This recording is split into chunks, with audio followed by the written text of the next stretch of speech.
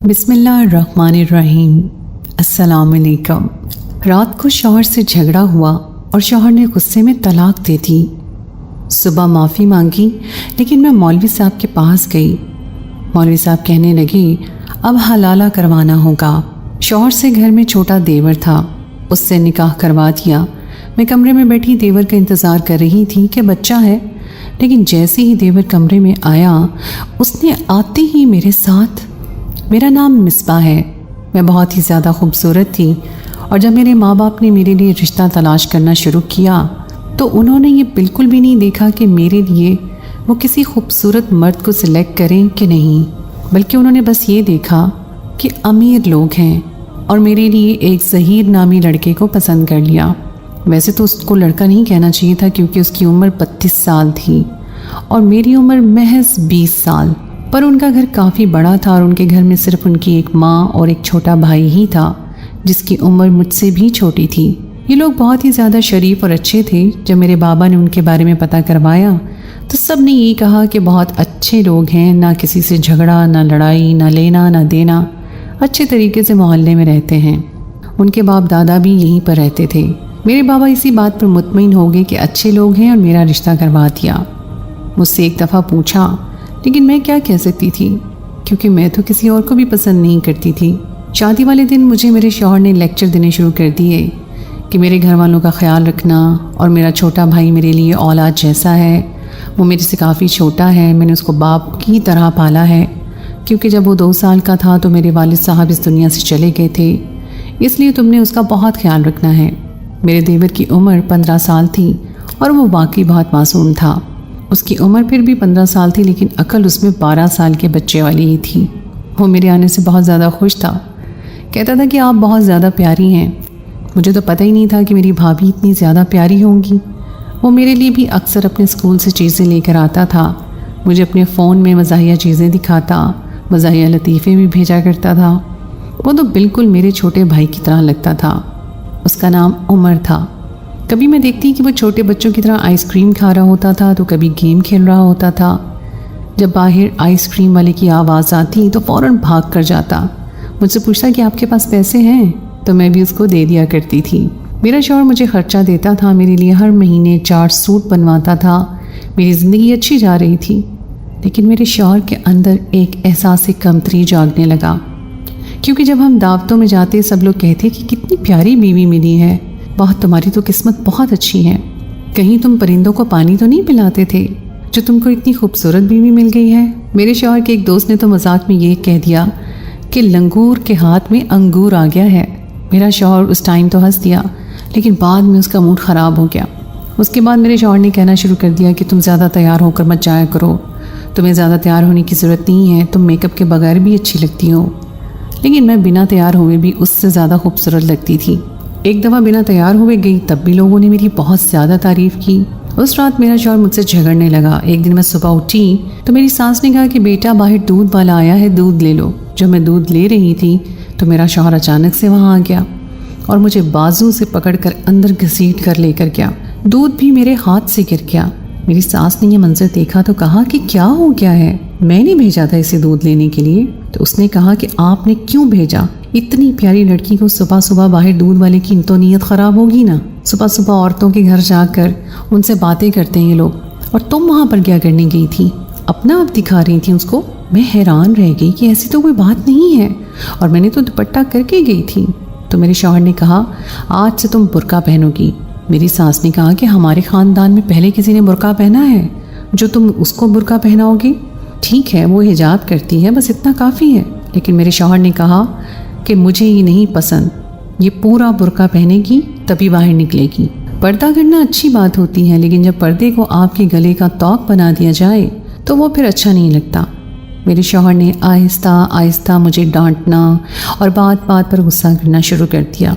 एक दिन ऐसा हुआ कि मेरी सास ने कहा कि मैं हज करने के लिए जा रही हूँ, बस सोचा था कि बड़े बेटे की शादी कर दूँ तो उसके बाद हज के लिए जाऊँगी। छोटा बेटा तो अभी भी बहुत छोटा है, उसकी शादी में बड़ा वक्त है। मैंने अपनी सास को रुखसत किया। मेरे शौहर ने कहा कि तैयार हो जाओ, शाम को ऑफिस की पार्टी में जाना है, सब लोग अपनी बीवियों को लेकर आ रहे हैं। میں تھوڑا بہت تیار ہو گئی، لیکن جب پارٹی میں گئے تو سب کی توجہ کا مرکز میں رہی، یہاں تک کہ میرے شوہر کے باس نے بھی میری تعریف کی۔ میرے شوہر کو بڑا ہی غصہ آ رہا تھا۔ جب گھر آئے تو میرے شوہر نے کہا کہ میرا باس تو کسی کی بھی تعریف نہیں کرتا ہے، اس کے آگے اپنا سر کاٹ کے بھی رکھ دو تب بھی نہیں، اور تمہارے پیچھے کیسے پھر رہا تھا، آگے پیچھے ہو رہا تھا، بڑی تعریفیں کر رہا تھا۔ میں نے کہا کہ اس میں کیا بری بات ہے؟ میرے شوہر نے ڈانٹنا شروع کر دیا۔ میں بھی تنگ آ گئی۔ میرے شوہر نے کہا کہ آج سے تم بالکل میک اپ نہیں کرو گی۔ اس نے میرا سارا میک اپ اٹھا کر باتھ روم میں پھینک دیا اور توڑ دیا۔ اس کے بعد اس نے کہا کہ کوئی آرائش بھی مجھے تم پر نہیں چاہیے۔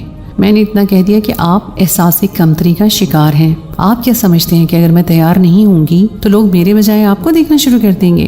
بس یہی میری غلطی تھی کہ میری زبان سے یہ لفظ نکل گیا اور میرے شوہر نے چیخنا چلانا شروع کر دیا اور اس نے مجھے طلاق دے دی۔ اپنے شوہر کے منہ سے 3 دفعہ طلاق کا سن کر میں حیران رہ گئی اور زمین پر بیٹھ گئی۔ تھوڑی دیر کے بعد بے ہوش ہو گئی۔ ہوش آیا تو میرا شوہر میرے پاس بیٹھا تھا۔ میں نے کہا دور رہے مجھ سے، آپ مجھے طلاق دے چکے ہیں۔ میں پوری طرح رونے لگی تو میرے شوہر نے کہا کہ نہیں، ایسے طلاق نہیں ہوتی، ہماری طلاق نہیں ہوئی ہے۔ لیکن میں مطمئن نہیں تھی۔ صبح ہم لوگ مولوی صاحب کے پاس گئے تو انہوں نے کہا کہ طلاق تو ہو گئی ہے کیونکہ تم نے 3 دفعہ کہا ہے اور عورت نے سن لیا ہے، اب حلالہ کرنا پڑے گا، نہیں تو یہ تم پر حرام ہو چکی ہے۔ میں نے کہا کوئی حلالہ نہیں کرنا، میں اپنے گھر واپس جاؤں گی۔ میرا شوہر میرے قدموں میں بیٹھ گیا، معافی مانگنے لگا کہ مجھ سے غلطی ہو گئی، مجھے معاف کر دو، میں تمہارے بغیر نہیں رہ سکتا ہوں، ابھی تو ہماری شادی کو 1 سال بھی نہیں ہوا ہے۔ میں نے کہا تو یہ سب آپ کو پہلے سوچنا چاہیے تھا نا۔ میرا شوہر بار بار میری منت کرنے لگا کہ مجھے معاف کر دو، تمہارا کوئی قصور نہیں تھا، تم نے کوئی بے وفائی نہیں کی تھی، کوئی بد کرداری نہیں کی تھی۔ میں غصے میں تھا، میرا غصہ تم پر نکل گیا، میں کیا کروں؟ مرد سے بھی تو غلطی ہو سکتی ہے نا۔ جب ہم لوگ گھر واپس آئے تو میری آنکھوں میں آنسو تھے۔ میرے دیور نے دیکھ لیا، میں کمرے میں آ گئی۔ میں نے اپنے شوہر سے کہا کہ اب آپ اس کمرے میں نہیں آ سکتے، میں جا رہی ہوں۔ میں اپنا سامان پیک کرنے لگی۔ میرا شوہر بچوں کی طرح رونے لگا۔ اس نے کہا کہ تمہارے ساتھ بھی تو برا ہوگا جب تم صرف 6 مہینے بعد ہی یہ بات سب کو جا کر بتاؤ گی کہ تمہیں طلاق ہو گئی ہے، تو کیا تمہارے گھر والے تمہیں گھر بیٹھنے دیں گے؟ کیا وہ تمہاری پھر سے شادی نہیں کریں گے؟ تم نے دوبارہ بھی تو کسی سے شادی کرنی ہے نا، تو تم مجھ سے دوبارہ شادی کیوں نہیں کر سکتی؟ میں اپنے شوہر سے محبت کرتی تھی۔ میں نے کہا میں یہ سب نہیں کر سکتی ہوں، یہ سزا آپ مردوں کو دی گئی ہے، لیکن دراصل یہ سزا عورت کے لیے بھی سزا ہی ہے، اس میں میرا کیا قصور ہے؟ طلاق آپ نے دی ہے تو سزا میں کیوں لوں؟ آپ کو تو کچھ بھی نہیں ہوگا۔ اور میرے شوہر نے تو میرا پیچھے ہی نہیں چھوڑا، بار بار میری منت سماجت کرنے لگا۔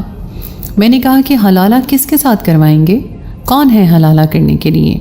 تو اچانک سے کمرے کے دروازے پر دستک ہوئی اور میرا دیور اندر آیا۔ اس نے کہا کہ بھابھی کو کیا ہوا ہے؟ بھابھی رو کیوں رہی ہیں؟ میں نے ان کو روتے ہوئے دیکھا ہے، اور آپ لوگ لڑائی جھگڑا کیوں کر رہے ہیں؟ میرے شوہر نے دیور کو سمجھا بجھا کر باہر بھیج دیا اور خاموش ہو گیا۔ اس کے بعد اس نے کہا کہ میں اپنے بھائی کے ساتھ تمہارا حلالہ کرواؤں گا، ویسے بھی وہ بچہ ہے، اس کو ان چیزوں کی سمجھ نہیں ہے۔ مجھے نہیں پتا تھا کہ کیا ہو رہا ہے، مجھے یہ بھی نہیں پتا تھا کہ حلالہ اس طرح ہوتا بھی ہے یا نہیں۔ میری زندگی میرے شوہر کے ہاتھوں میں کھلونا بن چکی تھی۔ وہ جو چاہ رہا تھا میرے ساتھ کرنے کو تیار تھا۔ میری ساس میرے سر پر نہیں تھی۔ میرے شوہر نے کہا کہ یہ بات کسی کو بھی پتہ نہیں چلنی چاہیے، نہ ہی تمہارے گھر والوں کو اور نہ ہی میری امی کو۔ امی نے وہاں پر کچھ دن اور بھی رہنا ہے کیونکہ ہمارے ادھر کچھ رشتہ دار بھی ہیں۔ امی کے آنے تک سب کچھ ٹھیک ہو جائے گا۔ کچھ دن اسی طرح گزر گئے اور میرے شوہر نے بالآخر مجھے منا لیا، کیونکہ بے شک یہ مسئلہ صرف میرا نہیں تھا، میرے ماں باپ کی عزت کا بھی تھا۔ میری پیچھے 4 بہنیں بیٹھی تھیں، اگر میں بھی چلی جاتی تو لوگ میری بہنوں کے رشتے بھی نہ لیتے کہ بڑی بہن 6 ماہ بعد ہی طلاق لے کر واپس آ گئی ہے۔ کہتے ہوئے افسوس ہوتا ہے، لیکن اگر عورت بیوہ ہو جائے تو یہ معاشرہ اسے اتنا برا بھلا نہیں کہتا، لیکن اگر عورت کو طلاق ہو جائے تو پھر معاشرہ یہی کہتا ہے کہ عورت نے کوئی بات کی ہوگی، زبان چلائی ہوگی، بات نہیں مانی ہوگی، ورنہ مرد کیوں طلاق دے گا؟ جبکہ میرے شوہر نے کس بات پر طلاق دی تھی؟ صرف اپنی احساس کمتری کے لیے۔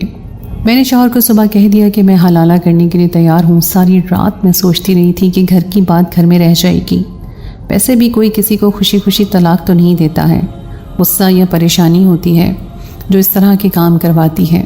میرا شوہر بہت زیادہ شرمندہ تھا، بار بار معافی مانگ رہا تھا، میرے پیروں میں بھی بیٹھ گیا کہ مجھے معاف کر دو۔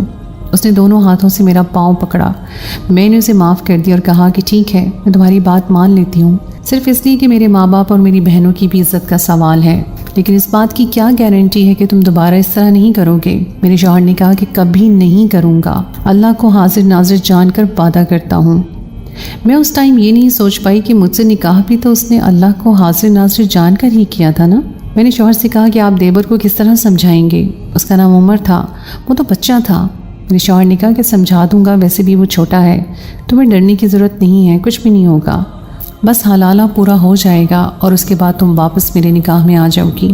میرے شوہر نے مجھے کہا اور سمجھا کر میرے دیور کے ساتھ میرا نکاح کروا دیا۔ میں اس وقت کسی ذہنی حالت سے گزر رہی تھی، وہ میں ہی جانتی تھی۔ میں جس لڑکے کو اپنا چھوٹا بھائی سمجھتی تھی، اس کو ایک بچہ سمجھتی تھی، آج میرا اس کے ساتھ نکاح ہو رہا تھا۔ یہ بات کانوں کان کسی کو خبر نہ ہوئی، اسی لیے میرا شوہر ہر بات کا خیال رکھ رہا تھا۔ اس کے ساتھ اس کا ایک دوست بھی تھا جو اس کا ساتھ دے رہا تھا، اور وہ وہی گواہ تھا، اور باقی کے گواہ بھی وہی لے کر آیا تھا۔ اس نے بھی کہا کہ بہت ہی اچھا خیال ہے تمہارا، ہو جاتی ہے غلطی انسان سے، کوئی بات نہیں۔ اس کے لیے یہ کہنا آسان تھا، مرد کے لیے تو غلطی کرنا بھی آسان، گناہ کرنا بھی آسان، اور عورت کے لیے تو اس کی مجبوری کو بھی اس کا گناہ بنا دیا جاتا ہے۔ میرے دیور کے ساتھ میرا نکاح ہو گیا، اور رات کو میں اپنے کمرے میں بیٹھی تھی جب میرا دیور کمرے میں آیا۔ میرے شوہر نے مجھے پہلے ہی کہہ دیا تھا کہ ڈرنے کی ضرورت نہیں ہے، اس کو کچھ بھی نہیں پتہ ہے۔ میں نے اس کو تھوڑا بہت سمجھا دیا ہے، لیکن تم بالکل بھی پریشان مت ہونا۔ میرے دل میں بھی ایسی کوئی بات نہیں تھی۔ جب وہ کمرے میں آیا تو میں نے اسے کہا کہ تم چپ کر کے سو جاؤ، مجھے نیند آ رہی ہے۔ وہ آ کر اس جگہ پر بیٹھ گیا جہاں پر میرا شوہر سویا کرتا تھا۔ میں بیڈ کے دوسرے کنارے پر بیٹھی تھی، مجھے نیند کہاں آ رہی تھی، لیکن تھوڑی دیر کے بعد اس کمرے میں کچھ ایسا ہوا کہ میں حیران اور پریشان ہو گئی۔ میرے دیور نے میرا ہاتھ پکڑا تو میں نے کہا کہ یہ کیا بدتمیزی ہے؟ تو اس نے کہا جب بھائی تمہارا ہاتھ پکڑتے تھے تو وہ بدتمیزی کرتے تھے کیا؟ تو میں نے کہا کہ وہ میرا شوہر ہے۔ اس نے کہا وہ تمہارا شوہر نہیں ہے، میں تمہارا شوہر ہوں، ابھی ابھی تمہارا میرے ساتھ نکاح ہوا ہے 4 گواہوں کے ساتھ، مولوی صاحب نے نکاح پڑھایا ہے اور تم نے خود قبول کیا ہے۔ میں نے کہا کہ یہ نکاح نہیں، حلالہ ہے۔ تو اس نے کہا کہ میرے لیے تو یہ نکاح ہے اور مجھے چھوٹا بچہ نہیں سمجھنا۔ میں نے اپنے شوہر کو آواز دینے کے لیے منہ کھولا تو میرے دیور نے مجھے چپ کروا دیا۔ اس نے کہا اگر تمہاری آواز یہاں سے باہر نکلی تو تمہیں جان سے مار ڈالوں گا۔ میری غلطی تھی جو میں نے اس کو بچہ سمجھا، جس کا بھائی اس طرح کا تھا وہ خود معصوم کیسے ہو سکتا تھا؟ جس نے اپنی بیوی کو چھوٹی سی بات کے پیچھے طلاق دے دی اور پھر اس کا حلالہ اپنے ہی بھائی کے ساتھ کروا رہا تھا، وہ بھی بنا عدت پوری کیے۔ ایسا شخص اپنے بھائی کو بھی کیا سکھائے گا؟ صبح ہوئی تو میں بالکل چپ چپ تھی، کسی پتھر کی طرح بیٹھی تھی، اپنے شوہر کو سب کچھ بتا دیا۔ اس نے کہا کہ میں اس کی جان لے لوں گا۔ میں نے کہا کہ اس کی جان کیوں لیتے ہو؟ اپنے آپ کی جان لے لو اور اس سے پہلے مجھے بھی مار ڈالو، کیونکہ یہ سب کچھ تمہاری وجہ سے ہی ہوا ہے۔ میرا شوہر بھی بے بس ہو گیا۔ اس نے کہا کہ بس میں اسے کہتا ہوں کہ وہ تمہیں طلاق دے دے، پر میرا دیور طلاق دینے سے انکاری ہو گیا۔ میرا شوہر اس کو مارنے کے لیے آگے بڑھا تو اس نے بھی ہاتھ اٹھانے کی کوشش کی۔ بہت بڑا تماشا بن گیا۔ میری ساس اچانک سے آ گئی جو ہمیں حیران کرنے کے لیے جلدی آ گئی تھی، لیکن اپنے دونوں بیٹوں کو میرے لیے لڑتا ہوا دیکھ کر حیران رہ گئی۔ یہ بات میری ساس کو بھی پتہ چل گئی اور میرے گھر والوں کے سامنے بھی ساری بات آ گئی کہ یہ سب کچھ ہوا ہے۔ سبھی سر پکڑ کر بیٹھ گئے کہ ہم لوگ ان کے سر سے کیا گئے، انہوں نے تو اتنا بڑا تماشا بنا دیا۔ جب سارے بڑوں نے ہم سب کو ساتھ بٹھایا بات کرنے کے لیے، سب کا اپنا ہی بیان تھا۔ میرے شوہر کا کہنا تھا کہ مجھ سے غلطی ہو گئی تو میں اپنی غلطی سدھارنے کی کوشش کر رہا تھا۔ اسلام میں یہ طریقہ اس لیے بنایا گیا ہے کہ اگر کسی سے غلطی ہو جائے تو وہ اپنی غلطی کو ٹھیک کرنے کی کوشش کرے۔ دوسری طرف میرے دیور کا یہ بیان تھا کہ مجھے پہلے سے ہی بھابھی بہت زیادہ پسند تھیں اور اگر میری شادی ان سے ہو گئی ہے تو اس میں کیا برا ہے، میں انہیں طلاق دینا نہیں چاہتا، میں نے نہیں دینی۔